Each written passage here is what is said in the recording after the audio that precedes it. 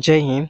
आज है 10 अप्रैल। 10 अप्रैल से रिलेटेड जितने भी मोस्ट इम्पॉर्टेंट सवाल बनेंगे सभी को डिस्कस करेंगे और डिटेल के साथ डिस्कस करेंगे।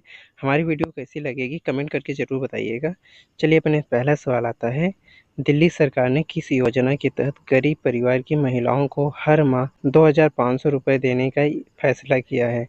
आपके ऑप्शन है ए समृद्धि योजना, बी वीरनारी योजना, सी अमीर बनाओ योजना, डी ममता योजना।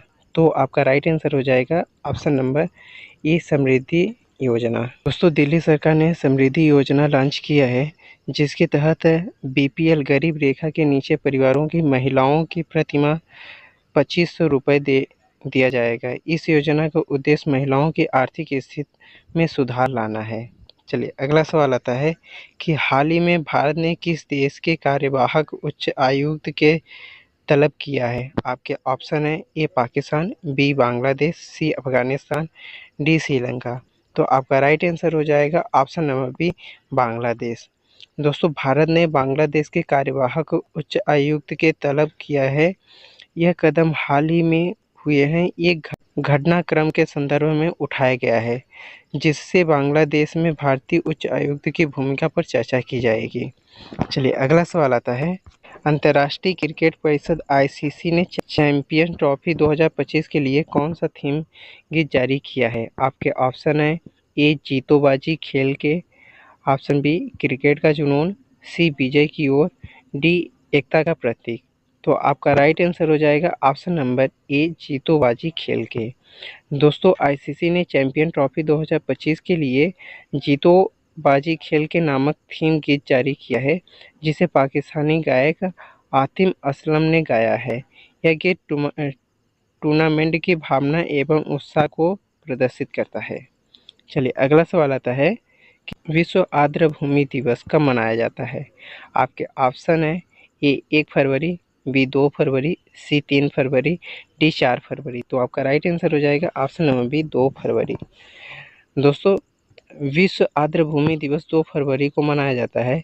इस दिन को मनाए जाने का उद्देश्य आर्द्र भूमि के महत्व के प्रति जागरूकता बढ़ाना है क्योंकि यह पर्यावरणीय संतुलन में महत्वपूर्ण भूमिका निभाती है। चलिए अगला सवाल आता है कि भारत के 34 सरकारी ब्रांड ब्लूमबर्ग इंडेक्स में किस तिथि से शामिल होंगे?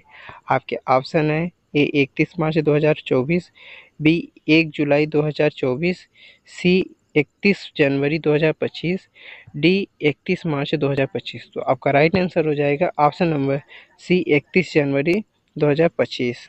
तो ब्लूमबर्ग ने भारत के सरकारी ब्रांड को अपने ईएम लोकल करेंसी सरकारी इंडेक्स में 31 जनवरी 2025 में जिसे शामिल किया गया है।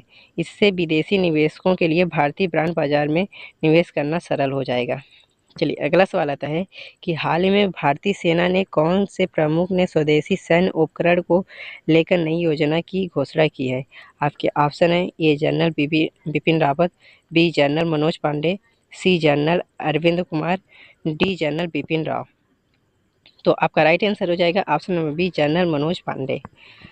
दोस्तों, भारतीय सेना के प्रमुख जनरल मनोज पांडे ने स्वदेशी सैन्य उपकरण को लेकर एक नई योजना की घोषणा किया है जिसका उद्देश्य भारतीय रक्षा क्षेत्र को आत्मनिर्भर बनाना है। यह योजना भारतीय रक्षा उपयोगी को बढ़ावा देने के लिए बनाई गई है। चलिए अगला सवाल आता है कि भारत के किस राज्य में हाल ही में ब्रह्मा कुमारी द्वारा एक नई प्रेरणादायक परियोजना की शुरुआत की गई है? आपके ऑप्शन है ए राजस्थान, बी मध्य प्रदेश, सी उत्तर प्रदेश, डी गुजरात। तो आपका राइट आंसर हो जाएगा ऑप्शन नंबर ए राजस्थान। दोस्तों, राजस्थान ने ब्रह्म कुमारी ने हाल ही में एक नई प्रेरणादायक परियोजना शुरू की है जिसका उद्देश्य जीवन के कठिनाइयों को मात देने और मानसिक शांति को बढ़ावा देने के लिए कार्य करना है। यह परियोजना में ध्यान और मानसिक स्वास्थ्य को प्राथमिकता दी जा रही है। चलिए अगला सवाल आता है जो कि आप लोगों के लिए होमवर्क है। हाल ही में भारत ने किस देश से विदेशी निवेश के लिए द्विपक्षीय समझौते पर हस्ताक्षर किया है? आपके ऑप्शन है ए चीन, B America, C Japan, D France. दोस्तों, आप लोग कमेंट करके जरूर बताइएगा। मिलते हैं नेक्स्ट क्लास में, तब तक के लिए जय हिंद, जय भारत।